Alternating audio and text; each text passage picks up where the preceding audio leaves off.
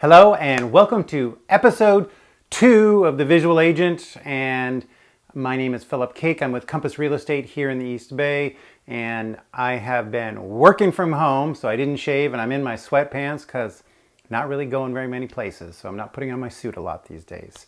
Anyways, I got a call from a mortgage broker yesterday asking me about what was the best stabilizer for a smartphone for an agent to do like a walkthrough tour of a home. And I think that this particular subject has come up a lot because we are now, at the very beginning of this COVID-19 or coronavirus pandemic. And yesterday also Gavin Newsom has said the whole state is now in a shelter-in-place mode. So that means is we only go out for essential services. But people have been asking prior to this, how could they provide a tour of a home so that a buyer, potential buyers could see this and they didn't have to be there in groups. So anyways, I think this subject is up quite a bit right now, is how we as agents can provide a service to our clients if they're a seller, or provide a service to our clients if they are a buyer. And so virtual tours or video tours of the home, walkthrough tours of the home are coming up a lot in conversations right now. And so I thought what I would do is provide some perspective on this, how maybe you could do this better and more effectively to showcase what people want to see. So I thought I would provide like a quick overview of what these stabilizers do. Now, I don't own a smartphone stabilizer. This is a professional gimbal that I have my camera on. And basically what they do is there's a gyroscope in there that has a counteracting force that holds the camera and smooths out the movement, so you don't get this herky-jerky kind of feeling if you were to walk through holding your phone. It's something you may not notice as much when you're doing it, but a lot of times when you get back and you look at the video that you've shot, you see that it's really jerky, it's kind of disconcerting, and it probably doesn't show the place as well as you had hoped to. So this is a professional model. This is not what I expect most people to buy, but they work very similar to what you can now buy for your phone for about $100. And there's a variety of these. I don't own one yet, but I looked on Amazon the other day, and there are quite a few out there. I think most of them function the same way. They probably provide much better results than just holding your phone. And you can't get toilet paper or alcohol delivered by Amazon, but I'm pretty sure you can get yourself a gimbal in 2 to 4 days, or a stabilizer in 2 to 4 days. So something to consider.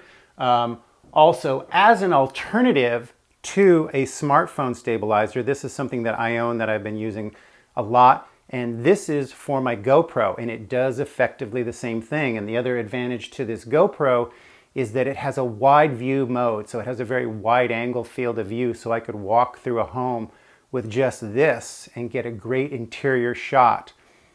In addition to this, there are other products by DJI, there's Osmo, that provide up to 4K video. And the GoPro 7 and 8 models have great in-camera stabilization. So you wouldn't even necessarily need a stabilizer or a gimbal if you were to purchase one of those. So that's kind of an alternative to just a phone stabilizer. But with regards to a phone stabilizer, obviously you can have a video conference, or you could have a live Facebook stream. So you can do other things with your phone, obviously, that are different than if you had a camera. Very quickly, what I will show you is, even if you don't have a stabilizer right now, what I have is a bracket on my phone, and I have this on a little Joby Gorilla Pod.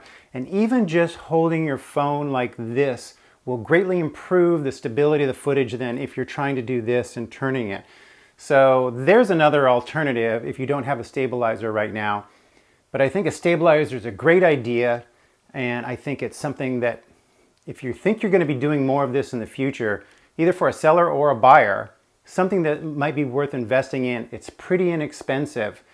And lastly, newer cameras, like even the camera that was on this gimbal, that is a Panasonic GX85, have great in-body camera stabilization. So there are many mirrorless cameras that are on the market.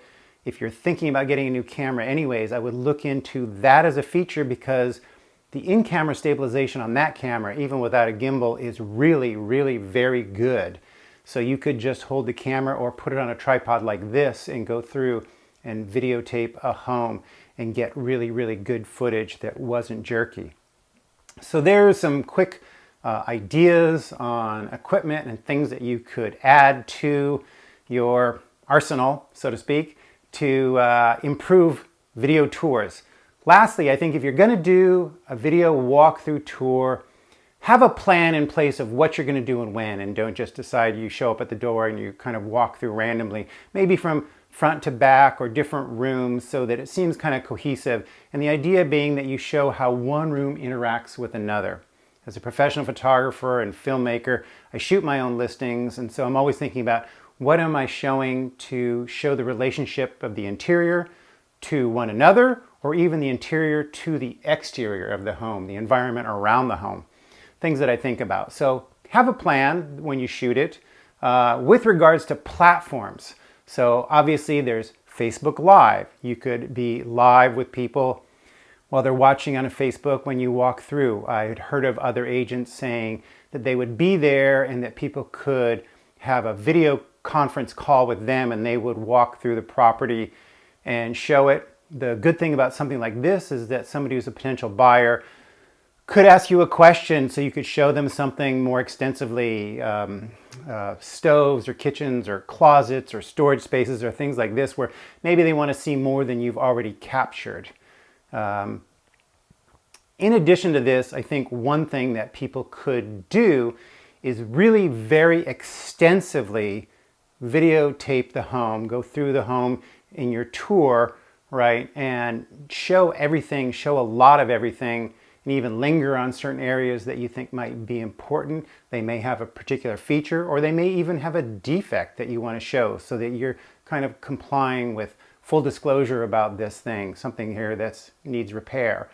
But I think that you could do this. You could go through and you could do a long video. You could do a really long video, and you could post this on YouTube, and you could have an unlisted address for that video. And what this means is that if you have a YouTube channel, this video will not show up in a public search, or rather the public looking at your channel won't see this video, but you can share that link with specific people.